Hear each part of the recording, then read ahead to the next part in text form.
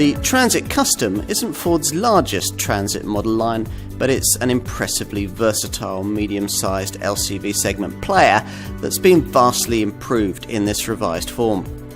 Transit models have ruled the British large LCV market for around half a century, and products like this one are the reason why. There's no getting away from the fact that by far the most important update made to this Transit Custom in recent times lies with the installation of a whole fresh range of 2-litre EcoBlue diesel engines, which, as well as being much more efficient, offer 20% more pulling power through the gears. Now, if you're familiar with previous versions of this van, you should notice that out on the road pretty quickly. There's a choice of 105, 130 and 170 PS outputs, the latter two available with a new Select Shift 6-speed automatic transmission.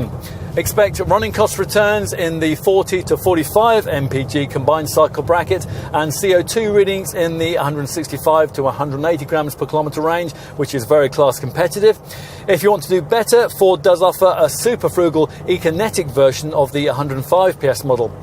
Service intervals on the diesel models are set at a lengthy 36,000 miles or every 2 years, which is class leading. If your business wants to make a particularly green statement, then you can ask your dealer about the plug-in hybrid version, which mates a 1-litre EcoBoost petrol engine to a 50 kilowatt electric motor powered by a lithium-ion rechargeable battery. As before, handling through the bends is class leading, and that's thanks in part to a torque vectoring system which Ford developed for its passenger cars. And there's a useful 2,500 kilo brake towing capacity too. A van needs to look smart, modern and professional.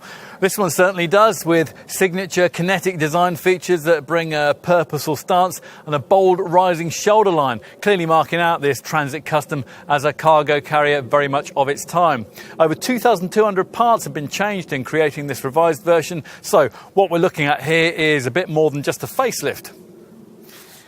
Now, quite a few of them feature here at the front, where the bonnet, the wings and this lower bumper area are all new. So these slimmer, more dynamic LED framed headlamps, which can now include HID xenon technology if you want it, and these flank a bolder, high mounted 3-bar Transit grille.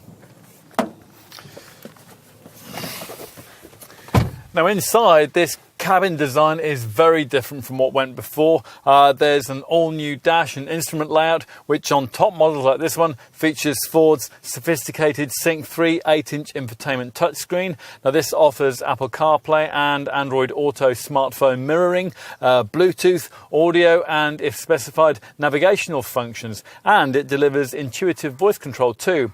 The seats have been redesigned for greater support, materials quality is vastly better, and there's been a big increase in stowage around the cabin, primarily through the addition of these 3 dash-top open stowage areas. As before, there's a 3-person seating layout, and the centre backrest folds down to create a desktop area. In addition, the seat base lifts up to reveal extra storage capacity.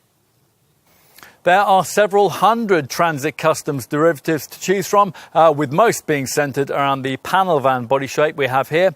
Adding people to the packaging mix means you might want to look at the double cabin van body shape with its extra rearward seats in front of the load bay, or if you want to give the whole space over to the carriage of people, then there's the Combi minibus or the more luxurious Tornado large MPV model, both of which can seat either 8 or 9.